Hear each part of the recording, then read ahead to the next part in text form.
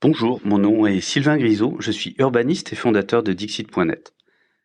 On rencontre aujourd'hui Nicolas Fabien Ouellet, qui est directeur général de la Corporation de gestion des marchés publics de Montréal.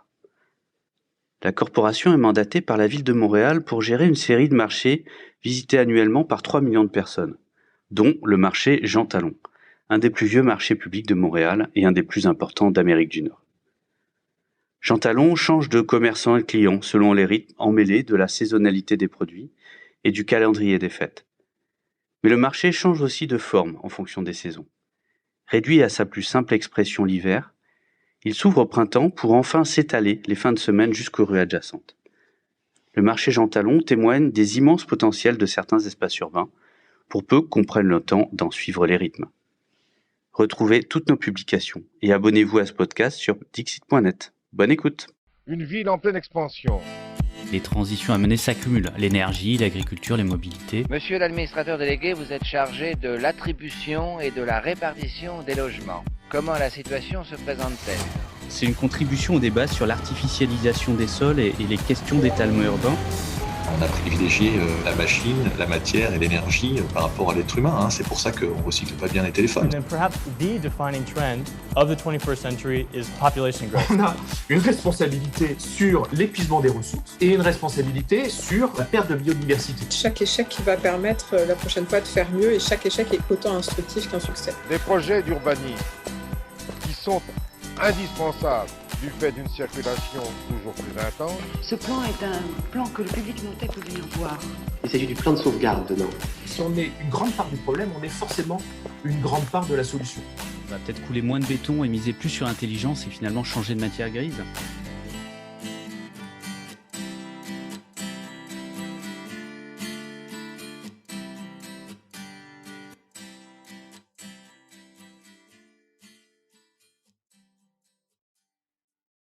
Excellent. Donc, Nicolas Fabien Ouellet, je suis directeur général des marchés publics de Montréal. Les marchés publics de Montréal sont une organisation sans but lucratif qui gère le réseau des marchés publics. Aujourd'hui, on se trouve au marché Jean Talon, mais on a aussi dans notre réseau le marché Atwater, qui est dans le sud-ouest de la ville, mais aussi le marché Maisonneuve, qui est dans le sud-est de la ville, puis une dizaine de plus petits marchés de quartier et aux fleurs, un petit peu partout dans des parcs ou près des stations de métro. Les marchés, les grands marchés, puis est-ce qu'on veut parler principalement de Jean Talon? Oui, mais cette place de la distribution plus globalement, des produits frais, etc., elle est aussi importante et intéressante. Mais peut-être qu'on peut faire le macro et descendre à Jean Talon. Mais faut juste se ramener dans l'historique un petit peu, là, dès la fondation de Montréal, évidemment, les marchés publics étaient présents, c'était plus dans le vieux Montréal, mais éventuellement dans les années 1930, il y a eu des constructions qui ont été faites pour faire les grands marchés qu'on a aujourd'hui. Le marché Jean Talon, comme le marché Atwater, il a été construit dans des camps de travail pour offrir de l'emploi lorsqu'il y avait la crise du chômage dans la fin des années 1900. Puis donc, en 1933, on a pu inaugurer le marché Atwater puis le marché Jean Talon. Il y en a un qui a été inauguré un petit peu plus tôt, c'est le marché Maisonneuve, avec tout ce qui était la cité Maisonneuve de l'époque. Mais je pense qu'aujourd'hui, on va faire nécessairement l'historique de tout Montréal. Mais pour Jean Talon, donc, ça date de 1933. Le marché est bientôt centenaire, donc.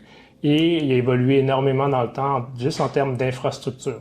Donc, à l'origine, le bâtiment qui accueillait en fait, c'était une gare de bus, le bâtiment historique qu'on n'a pas encore visité ensemble, mais qui est le Première Moisson aujourd'hui, c'était une gare. Ça a déjà été une bibliothèque aussi. Il y avait plusieurs fonctions, donc, municipales ou publiques qui étaient associées au marché, qui servaient évidemment de lieu de commercialisation pour les fermiers.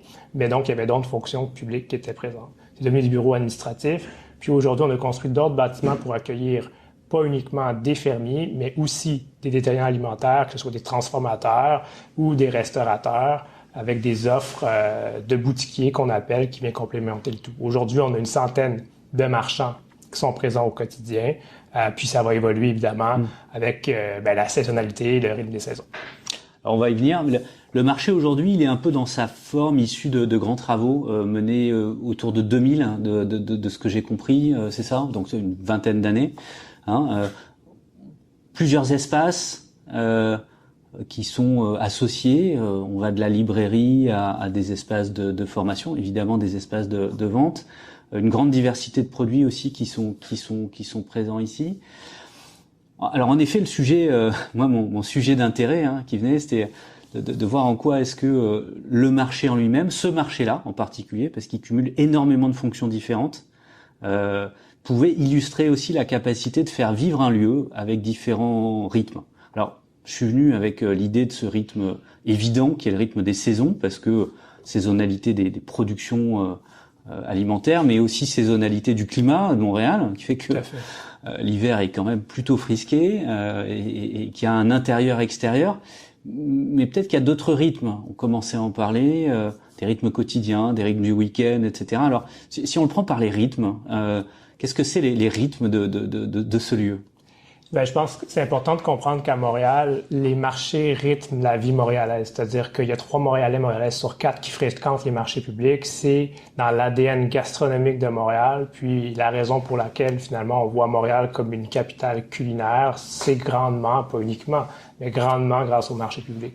Puis ils s'insèrent pas juste 1 ou 2 fois dans l'année.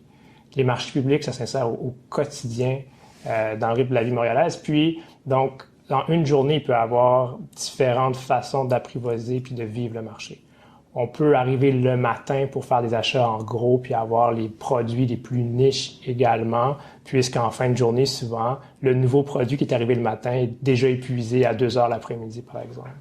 Il y a ce rythme-là, je pense qu'on connaît bien. Des gens arrivent d'avance pour accueillir leurs fermiers, des fois pour être certains d'avoir leurs bons produits.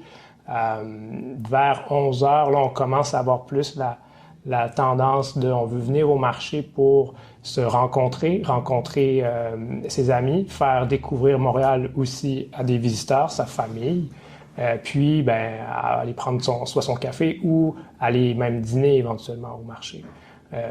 Puis dans l'heure, plus les heures avancent, plus aussi il y a un autre rythme qui s'installe où en fin de journée, avec les étals qui finissent par se fermer, il y a des meilleurs prix qu'on peut avoir. Il y a des gens qui viennent plus tard pour avoir accès à des meilleurs prix. Et ça, c'est juste dans une journée toute la différence qu'on peut voir de comportement finalement, soit d'achat ou de comment est-ce qu'on expérimente les lieux. Alors des temps donc dans la journée, déjà un rythme quotidien qui sans doute illustre aussi toutes ces populations différentes qui se croisent et qui fait que en fait avec autant de fonctions dans le même lieu, c'est un peu de l'ordre d'un espace public phare central. C'est quoi? C'est le matin plutôt des restaurateurs. C'est quel est un peu le rythme et aussi dans cette journée, quelles sont les populations qu'on accueille ici? Les marchés publics, c'est vraiment pour tout le monde. Et donc, on retrouve tant, comme vous le dites, les restaurateurs, les entreprises alimentaires qui viennent s'inspirer puis s'approvisionner au marché ici chez d'autres spécialistes de l'alimentaire, finalement. Donc, il y a beaucoup d'échanges en ce sens-là. Il y a aussi, évidemment, le client type, c'est nous comme pour se nourrir, pour faire notre marché qu'on appelle, justement, qu'on vient. Et tous ces clientèles-là s'entrecroisent. Les différentes cultures aussi qu'on peut avoir à Montréal vont rechercher différents produits. On y reviendra avec la saisonnalité des produits. Mais ça, on le voit au quotidien sur le marché. Puis ultimement, donc, c'est des lieux qui font en sorte que tout le monde se retrouve. C'est des services essentiels. Et voilà. Le rythme de la journée? Le rythme de la semaine ensuite, je pense. De la semaine? On le voit. Les restaurateurs ne feront pas leurs achats, par exemple, le samedi à midi, lorsque le marché est bondé. Ils vont venir en début de semaine. Certains clients, certains visiteurs, ils vont visiter le marché lorsque ils sont disponibles. Ils vont être là souvent le samedi, finalement, pour pouvoir visiter les lieux. Les travailleurs vont passer avant de travailler ou à la fin de la journée. Donc, dans la semaine, du lundi au jeudi, on a une clientèle, disons, plus locale, qui habite à proximité. Et le week-end, on a plus une clientèle, disons, des usagers, des usagères de destination qui viennent découvrir le marché, découvrir Montréal, découvrir les nouveaux produits. Mais notre clientèle première, puis je tiens à le dire, évidemment, notre mission, c'est de nourrir Montréal, mais c'est aussi de mettre en relation les Montréalais et les Montréalaises avec les entreprises de l'agroalimentaire. Donc, il y a aussi tout le volet de l'entreprise qu'il ne faut pas non plus négliger ici, où les marchands ne sont pas nécessairement les mêmes d'une journée à l'autre sur le marché. Ce qui crée comme rythme, le lundi, le marché peut être totalement différent du vendredi en termes de quel marchand est positionné où et est présent sur les lieux. Donc, c'est vraiment un nouveau marché chaque jour.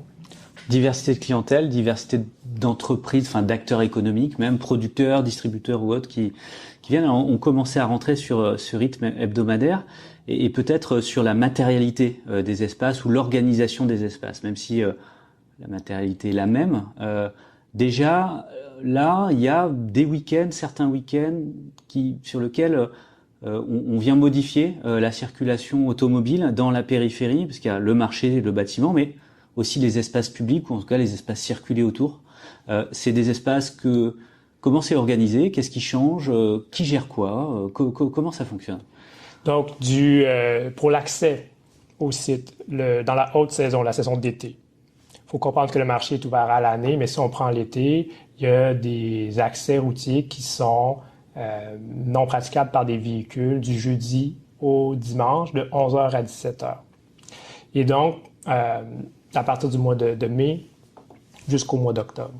Et dans ce contexte-là, ça incite justement les achats plus de gros véhiculaires ou les livraisons à venir avant 11 heures, puisque rendu 11 heures, la masse de clients est telle que pour des choix de sécurité, finalement, les acteurs se sont rencontrés pour venir offrir le service de monter ce qu'on appelle des bollards pour prévenir les véhicules qui pourraient rentrer sur le site. Donc, il y a des installations physiques aussi qui viennent rythmer finalement l'expérience du marché. Physique dans la rue, hein. Tout à fait. Donc ça vient percoler, le marché sort de son enveloppe bâtie.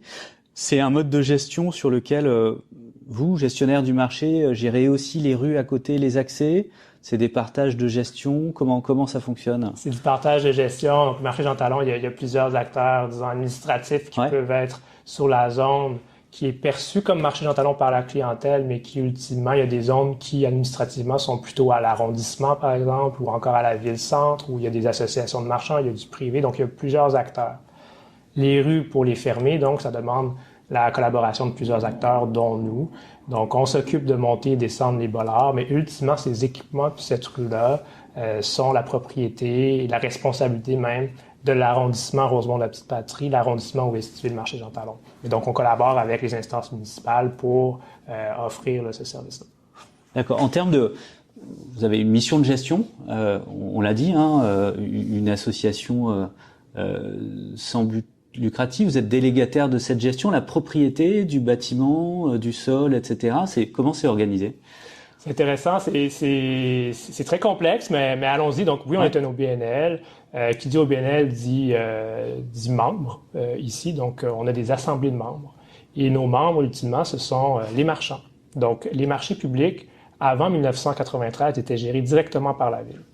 Dans les années 90, il y a eu des rencontres, des comités qui ont été créés pour voir comment est-ce qu'on pouvait améliorer la gestion, le service, pour pérenniser puis assurer le développement des marchés publics. Et c'est là qu'il y a eu la création de notre OBNL, qu'on peut appeler d'économie sociale, où les utilisateurs premiers, les marchands, ont une voix prépondérante dans l'avenir et le quotidien des marchés. Cela dit, depuis quelques années, on a aussi revu notre structure de gouvernance avec notre conseil d'administration pour aussi inclure des voix citoyennes dans les prises de décision.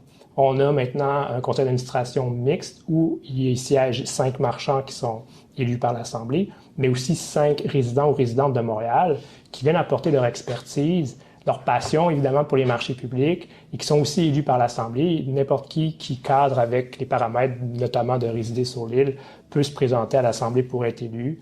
Et donc, c'est cette manière-là que les prises de décision sont faites.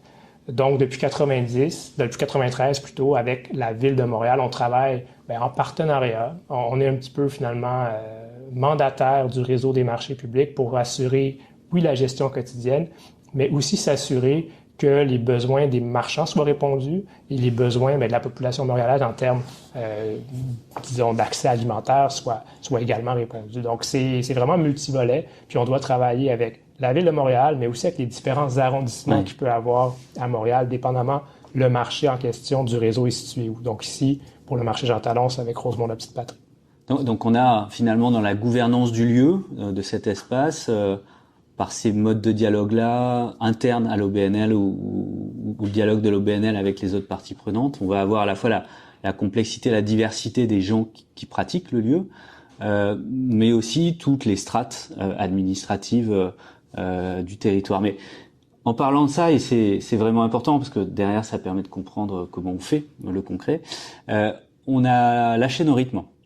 Et vous avez commencé à aborder les rythmes saisonniers. Alors, évidemment des saisons de production, on a aussi un climat qui change beaucoup entre l'hiver et l'été. Qu'est-ce que ça change en termes de géographie, d'organisation entre... Alors déjà, vous gérez deux états, j'ai envie de dire, un état été, pleine saison, vous disiez, un état hiver, ou est-ce qu'il y a même des phases intermédiaires? Comment est-ce que tout ça, d'un point de vue concret, change physiquement? Donc, pour ce qui est des infrastructures, on peut observer deux formats de marché Jean Talon au courant d'une année. Le format estival, l'été, et le format hivernal, qui va fluctuer en termes de nombre d'étals disponibles. On a à Montréal la chance d'avoir des marchés qui sont en fonction 365 jours par année. Donc, les marchands qui sont présents l'hiver pour offrir des fruits et légumes de façon largement des fruits et légumes locaux, il n'y en a pas non plus autant qui sont disponibles pour venir finalement l'été. Donc, le format change et on a depuis les années 80 des murs qu'on doit monter, c'est modulaire, on a un chantier complet à la fin du mois octobre pour venir installer ces murs-là. Et là, il y a tout un déménagement qui se produit où nos maraîchers qui sont là l'été, certains restent pendant l'hiver, donc ils doivent défaire leurs équipements. Alors, on peut monter les murs, ils viennent refaire leurs équipements, leurs étals à l'intérieur, dans une nouvelle zone, et on réouvre le marché pour toute la période hivernale. Donc, il y a ces deux formats-là qui coexistent finalement du marché Jean Talon au sein d'une année. Mais ultimement, puis c'est ce qui fait la beauté des marchés publics, puis pourquoi ils sont autant attrayants, c'est ce dynamisme de changement de saison qu'on peut observer. Ce qui est intéressant, c'est qu'au marché public, on n'a pas 4 saisons, on a autant de saisons qu'il existe de variétés de fruits et légumes ou de d'autres produits alimentaires. C'est-à-dire que pour moi, une des fonctions qu'on a ici, c'est de louer des espaces en plein air pour des entreprises de l'alimentaire pour qu'ils viennent commercialiser. Donc, on se fait solliciter, par exemple, par un producteur de fraises à venir commercialiser au marché. Et ce producteur de fraises-là ne va pas être en mesure de venir au mois d'avril ou au mois de mai lorsqu'on ouvre les murs. Sa production, il n'y en a pas encore de fraises. Donc, lui, il va vouloir nous réserver des emplacements à partir de la mi-juin jusqu'à, il y a des fraises d'automne aussi, là, jusqu'à la fin septembre, plus ou moins. Et il va vouloir des emplacements garantis pour sa production. Mais il y a un autre marchand ou un autre producteur que lui, c'est un producteur ou une productrice horticole, produit des plantes. Mais ses dates de commercialisation vont être en fonction de sa production. Donc, il faut s'adapter à offrir des emplacements qui conviennent à cette entreprise-là aussi. Donc, la saison des chrysanthèmes, c'est une autre saison pour nous, les sapins de Noël qu'on a. Mais si on refait le fil du temps ensemble par rapport aux saisons, notre lancement de saison régulier, c'est au mois à fin avril, où on commence par les producteurs horticoles. Par la suite, on a les producteurs maraîchers qui vont commencer à la fin juin, généralement. On a le temps des récoltes par la suite qui commence plus au mois de septembre, fin août, septembre. Ça va nous amener éventuellement, on va avoir le temps le temps des récoltes va finir avec les citrouilles, notamment vers le temps de l'Halloween. Puis plus tard, on va avoir les sapins qui vont arriver également pour Noël. Et il y a des différentes fêtes aussi qui viennent ponctuer, puis on pourra en reparler, mais les fêtes, les grands week-ends, il y a différents festins qui peuvent être associés à ça pour la dinde, l'agneau, etc. Mais on pourra y revenir ensemble. Donc on a des saisons, pas 2 saisons, et pour autant au milieu, un grand chantier en octobre et en avril. Tout à fait. D'ouverture, fermeture du lieu, avec en dehors de la saison d'hiver des étals à l'extérieur, donc une géographie même du bâtiment qui change, une expansion finalement. Donc 2 états et voire même un état 2 bis qui serait le week-end de la saison d'été sur lequel en plus on vient libérer une partie des espaces publics, des circulations automobiles. Donc finalement une forme de battement comme ça et de respiration sur le temps long et sur l'année. pour autant, et je l'entends tout à fait, qui viennent dissimuler plein d'autres rythmes et sous-rythmes qui sont liés à chacune des productions. Mais donc là, on était sur le rythme de la journée, on a parlé du week-end, on a parlé des saisons, mais donc il y a aussi des événements, des moments particuliers. Il y a des moments particuliers qui vont souvent être associés à une saison ou alors à des fêtes culturelles. Récemment, c'était le Rosh Hashanah, qui est le Nouvel An juif. Ils vont acheter différentes variétés de fleurs coupées, par exemple. Donc, ça peut être un grand moment pour les fleuristes des marchés publics ou du marché Jean Talon. La fête des mères, également, on va acheter énormément de fleurs coupées pour se concentrer sur l'offre, disons, de fleurs coupées. Mais il va y avoir d'autres festivités culturelles qui vont amener un boom d'un certain produit où va être très recherché par la clientèle. Encore une fois, il faut se lever tôt pour venir au marché pour être certain d'avoir sa pièce de viande ou encore la réserver d'avance. Donc, il y a le calendrier est ponctué de ces fêtes-là et les deux plus grands week-ends historiquement de l'année, c'est la fête des Patriotes au mois de mai, où là, c'est le grand week-end pour tous les producteurs horticoles, parce que c'est à ce moment-là qu'on fait nos jardins à Montréal, puis on va aller acheter des plantes. Et le dernier grand week-end, disons, de la saison estivale, c'est la fête du travail, où là, on va faire le dernier, disons, barbecue de l'année. Donc, il y a ces fêtes-là qui sont très attendues, tant des marchands que les clients, parce que les étals vont être garnis, les étals vont avoir un maximum de produits pour cette fête-là. Puis donc, c'est très réconfortant là, d'attendre cette fête, puis d'y participer en venant au marché d'abord, puis en ramenant les produits chez soi par la suite pour les faire découvrir puis échanger avec sa famille ou avec ses amis. Donc la fête a lieu ailleurs, hein, c'est pas un lieu où a lieu la fête, mais pour autant c'est le début de la fête qui commence par là. Ça fait partie finalement du rituel. Illustration aussi dans vos propos de grande diversité aussi, provenance géographique, religieuse ou autre qu'on va retrouver à Montréal et qui vient se retrouver aussi dans ce lieu-là. Alors qu'on a aussi des géographies qui peuvent être assez marquées et segmentées, mais pour autant tout le monde vient ici. C'est vraiment intéressant. Alors on parle d'un rythme. Il y a donc des gens qui animent tout ça. Hein. Il y a une organisation, évidemment, pour gérer ces lieux-là, ces grands travaux-là. On abat les murs et on remonte les murs avec les différentes branches du marché qui vont devenir étanches finalement pour tenir l'hiver.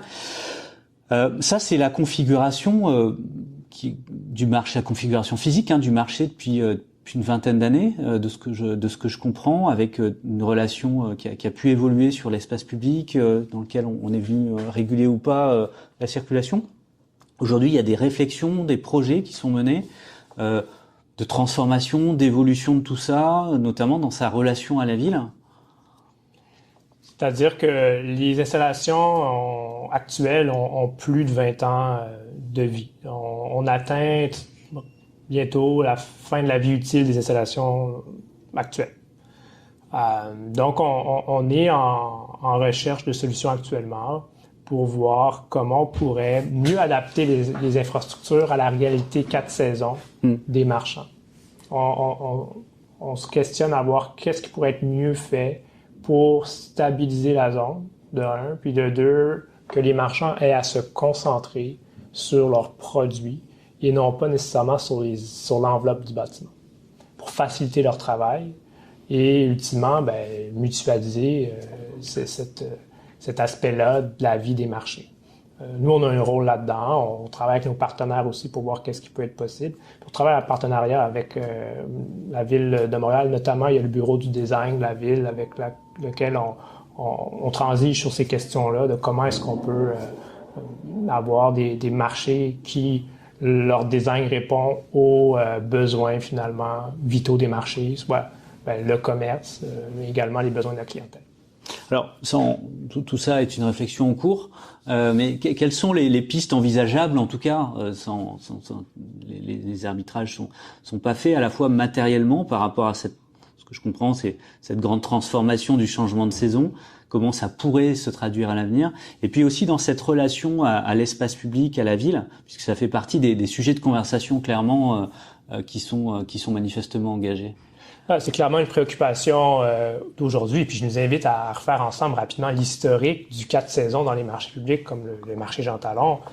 C'est pas nouveau qu'il y ait une offre, disons, hivernale au marché. Mais historiquement, puis là on remonte à il y a 40, 50 ans, c'était des cabanes en ce qu'on appelle du plywood ici, qui étaient montées par les agriculteurs pour se protéger du froid. Je pense que les normes à l'époque étaient différentes d'aujourd'hui par rapport à commercialiser des produits frais sous zéro. Aujourd'hui, c'est différent, donc il faut des installations adaptées. Mais de ces cabanes en plywood-là est venu finalement des murs en plywood qui permettaient de mutualiser. En contreplaqué. En contreplaqué, donc, pour avoir plusieurs marchands sur une même zone. Puis est venu des murs modulaires isolés qui, ultimement, le froid peut passer au travers, comme on dit actuellement, qui sont venus, encore une fois, agrandir la possibilité pour les marchands qui voulaient rester toute la saison hivernale aussi. Donc, ce besoin-là pour les marchands, d'avoir une entreprise qui peut rouler à l'année pour commercialiser, et là, depuis très longtemps, les installations sont venues avec ces besoins-là pour répondre, disons, au minimum. Mais aujourd'hui, on regarde l'état actuel, que ce soit au marché Jean Talon ou au marché Atwater, des installations. Puis on se dit, si on veut vraiment une offre marché public avec la fonction vitale que ça peut avoir pour une ville, on regarde comment, finalement, on pourrait aussi avoir des installations qui sont pensées d'abord et avant tout pour le 4 saisons. Parce qu'actuellement, ils sont pensés d'abord et avant tout pour une saison d'été typique. Je dis typique parce qu'habituellement, un marché, on n'a pas toujours la chance qu'il soit 4 saisons dans un climat comme ici. Ici, on l'a. Mais les bâtiments, à l'origine, en 1933, n'étaient pas construits pour accueillir une offre à l'année de maraîchage. Et donc, dans notre vision des choses, les discussions qu'on a avec les marchands au quotidien sur la question, parce que pour eux, ils travaillent ici de longues heures, sont toujours ici. Si le froid passe dans le mail d'hiver qu'on appelle, ça va avoir un impact pour eux, pour leur équipe, pour leurs produits. Et dans la vision des choses, on veut quand même s'assurer que l'expérience marché soit toujours préservée. C'est-à-dire qu'au marché Jean Talon, on a 6 grandes marquises de béton effet plein air. C'est un lieu gigantesque, plein de produits, plein de couleurs, mais on voit très loin puisque c'est à air ouvert. On voudrait des installations qui préservent cette atmosphère d'air ouvert, mais qui répond aussi aux exigences de l'hiver. Donc, c'est à voir. C'est un défi d'architecture, c'est certain, mais on est en train de faire des analyses, là. C'est très préliminaire, tout ça, mais le besoin est là. Le besoin est là sur 2 fronts, que les besoins des marchands soient répondus, mais aussi que le besoin de la population d'avoir une offre alimentaire 4 saisons le soit aussi. Donc, on marie les deux, puis on va voir qu'est-ce qui peut émerger en termes de design puis d'architecture. Est-ce que dans sa fonction sociale générale, quelque part, d'espace de vie, dans sa relation à l'espace public autour, aux rues, aux quartiers, il y a aussi des réflexions sur des évolutions de l'organisation urbaine autour du marché, et je pousse même plus loin sur, on a déjà beaucoup de choses qui se passent, mais sur le fait qu'il se passe dans le marché encore plus de choses qui soient pas nécessairement de l'ordre de la distribution alimentaire. Est-ce que ça fait partie des réflexions? Oui, puis par rapport à des activités supplémentaires à ce qu'on a au quotidien sur les marchés, on est en train de développer, puis depuis disons que la COVID est plus derrière nous, on réactive notre offre événementielle pour, en plus du quotidien qu'on connaît bien, qu'on ait des événements thématiques à saveur culinaire qui viennent dynamiser certaines zones qui sont disponibles à tel week-end. Disons qu'il n'y a pas de marchands qui sont positionnés là, qu'on puisse positionner des marchands qui viendraient avec une thématique. Récemment, pour donner des exemples, on a fait un événement sur la fermentation. Donc, il y avait différentes entreprises qui sont spécialisées en fermentation qui venaient. On a fait une foire des cidres et des vins, même chose. Ça a bien amené énormément de dynamisme, faire découvrir le marché. Donc ça, c'est une chose. Pour l'autre volet, comment est-ce que le marché s'intègre? Plus il est dynamique de l'interne, disons, comment est-ce qu'il s'intègre avec son milieu, avec le quartier ou les quartiers même avoisinants, parce que on est dans un arrondissement ici, mais juste l'autre côté de la rue, qui est la rue Jean Talon, c'est un autre arrondissement. Comment est-ce qu'on fait le lien avec les axes de transport en commun, les axes routiers, tant pour la clientèle que pour les marchands qui ont des livraisons à venir garnir leurs étals, ou encore les restaurateurs qui veulent venir ou les autres entreprises alimentaires qui viennent faire des achats de gros ici, comment est-ce que tout ça est fluide pour que le marché demeure dynamique et accessible. Depuis quelques temps maintenant, on travaille justement avec l'arrondissement ici pour venir voir qu'est-ce qui serait possible en tant que plan directeur. Plan directeur qui viendrait analyser les besoins d'accès, les besoins d'infrastructure, tant pour la zone officiellement administrative, là, officiellement le marché Jean Talon, mais aussi pour l'expérience complète marché Jean Talon pour le consommateur.